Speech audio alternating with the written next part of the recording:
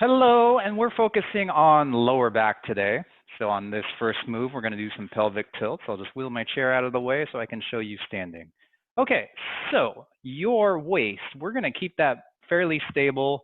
And then I'm going to make sure you can see basically pointing my butt up and back. And then I'm going to tilt it forward. So keeping this core stable, pelvic tilt basically happening at the hip.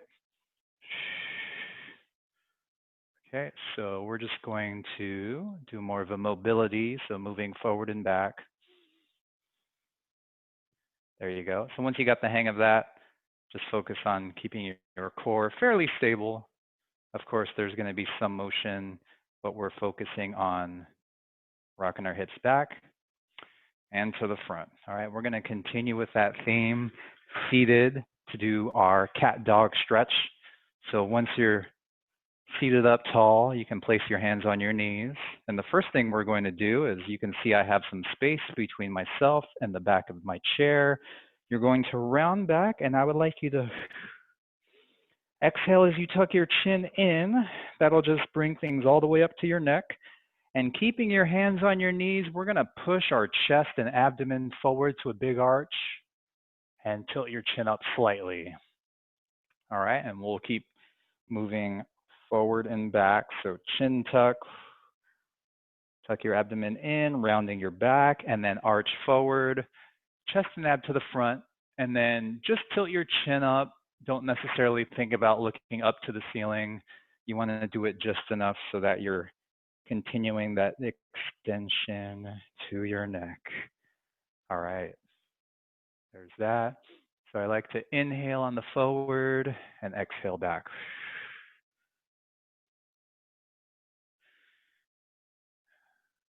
And here. Okay, everyone, let's bring that back to neutral, and we could stay seated. We'll start with some trunk rotations. So if you're able to place your hands behind your head, that will keep your spine in a good posture. So optimal posture, we are going to rotate to the side.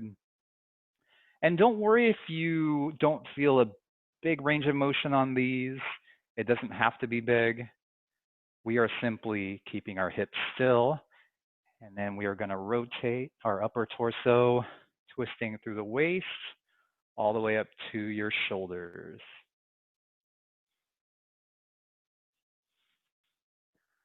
Okay. I see someone coming on. Maybe that was unintentional, but you're always welcome to join me on camera with these trunk rotations. And we're going to take it down. So go ahead and stay where you are. I just want to move your view down because we're going to do a trunk rotation with a leg crossover. So your knees go one way, and then your torso turns the other way. There we are. Hey, Steph. All right, rotate.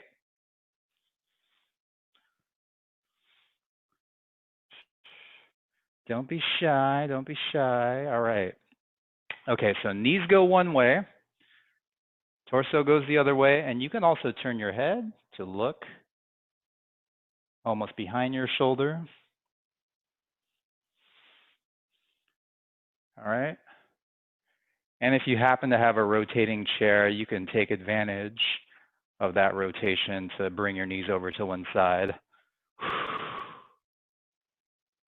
Good, there we go. I know sometimes it might be hard to see because I tend to wear black pants, but knees to one side, turn your torso to the other.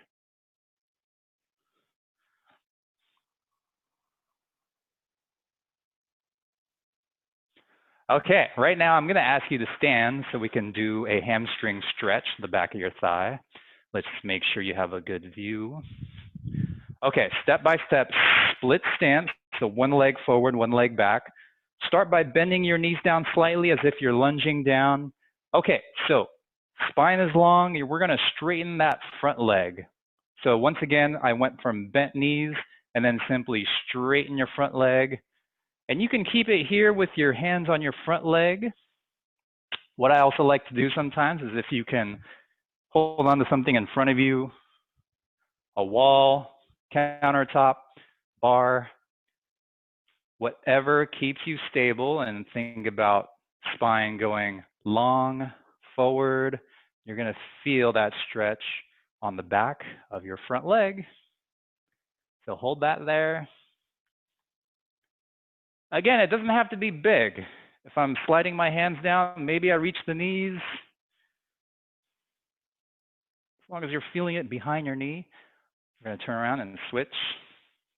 Okay, split stance.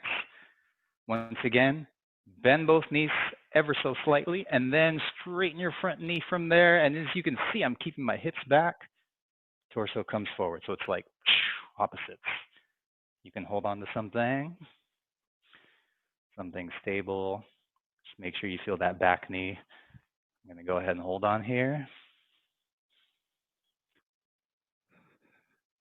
And continue to slow down your breath. Deep. Remember, we want to get oxygen to our muscles.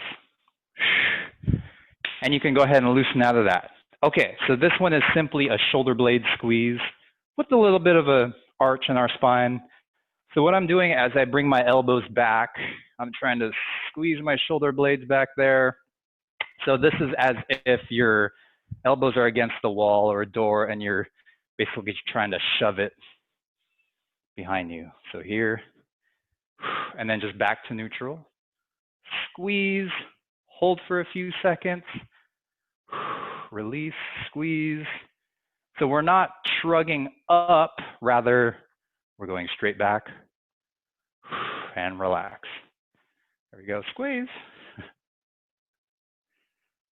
This one I like, you can do basically anywhere, anytime. It's a good idea to do that. Just anytime you need some stretch and relief, inhale back, exhale forward.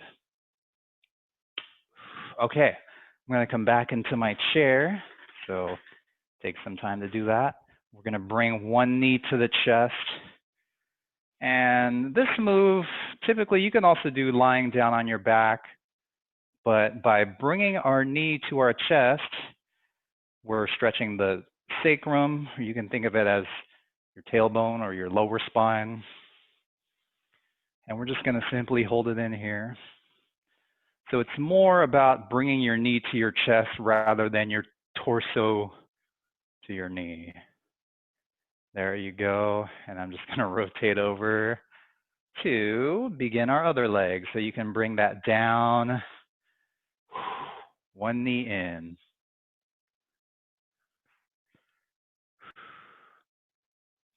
Okay, so we're just holding on tightly, but relax into the stretch.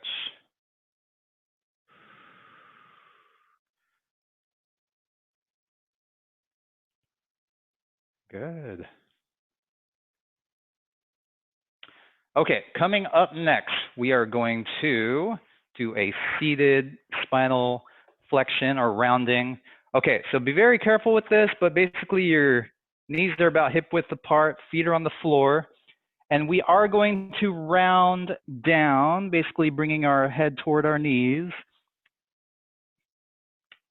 You might often hear that you don't want to get into this position, it's dangerous for your spine. However, there's nothing inherently wrong with rounding your spine. It's just that our spine is not able to handle as much load as it would in a neutral or more of an arched position. So as long as we're not lifting super heavy from this position or getting into it or out of it very fast, we're actually opening up the disc space, which are your shock absorbers between each vertebra or bone of your spine.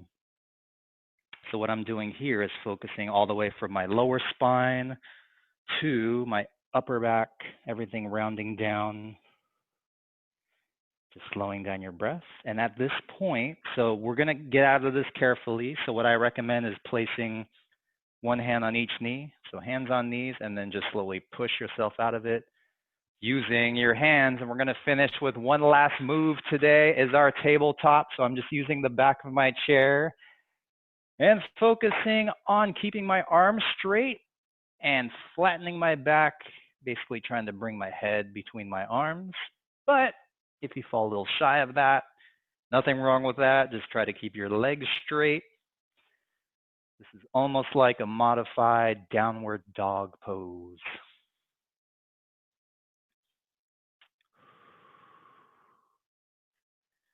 Okay, now that we're here, just hold it here. Your hands are shoulder width apart, palms are flat on a steady surface.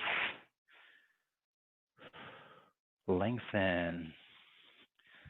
That was good. Thank you for joining me on Stretch today, and I will see you next time. Bye-bye.